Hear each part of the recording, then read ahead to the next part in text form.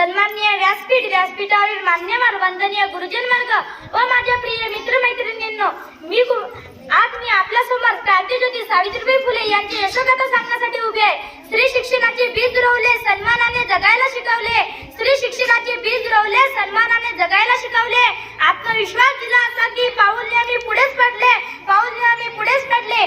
ज्यांनी स्त्रियांच्या जीवनातील अज्ञानाचा अंधकार नष्ट करून त्यांचे जीवन ज्ञानाच्या प्रकाशाने भरून काढले. ज्यांनी प्रवाहाच्या विरोधात जाऊन स्त्री शिक्षणासाठी आपले आयुष्य समर्पित केले, असे थोर व्यक्तिमत्व म्हणजेच क्रांतिज्योती सावित्रीबाई फुले.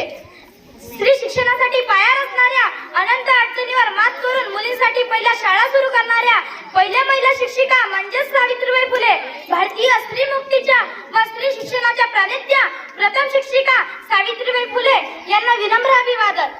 सावित्री, तुझ्या लेकीच्या पंखात आकाशात झेपवण्याचे बळ आहे. सावित्री, तुझ्या लेकीच्या पंखात आकाशात झेपवण्याचे बळ आहे, कारण तू केलेल्या कार्याचेच हे फळ आहे, कारण तू स्त्री शिक्षणासाठी केलेल्या कार्याचेच हे फळ आहे.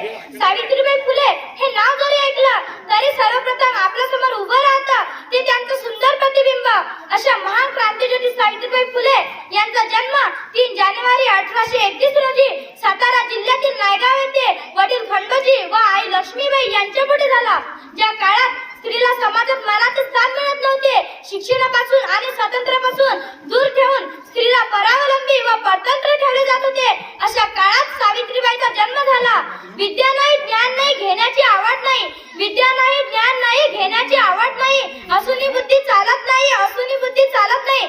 त्यांना महामानव म्हणावे का, असा महत्वपूर्ण प्रश्न आपल्या काव्यातून निर्माण करून अज्ञानाच्या अंधकारात खितपत पडलेल्या स्त्रियांना मार्ग दाखवणारी खरी विद्येची देवी म्हणजेच क्रांतिज्योती सावित्रीबाई फुले. सावित्रीबाई फुले व महात्मा ज्योतिराव फुले यांनी मुलींना शिकवण्याचा निर्धार केला. 1848 साली त्यांनी पुण्यातील भिडेवाड्यात मुलींसाठी पहिली शाळा सुरू केली व सावित्रीबाईंनी जे स्त्री शिक्षणाचे बीज रोवले होते ते हळूहळू वटवृक्ष झाले होते. सावित्रीबाई जेव्हा मुलींना शिकवायला जात असत तेव्हा समाजातील काही लोक त्यांच्यावर चिखल शेण फेकत असत, धर्म बुडवला म्हणून वाईट बोलत असत. हे सर्व सावित्रीबाईंनी सहन केलं.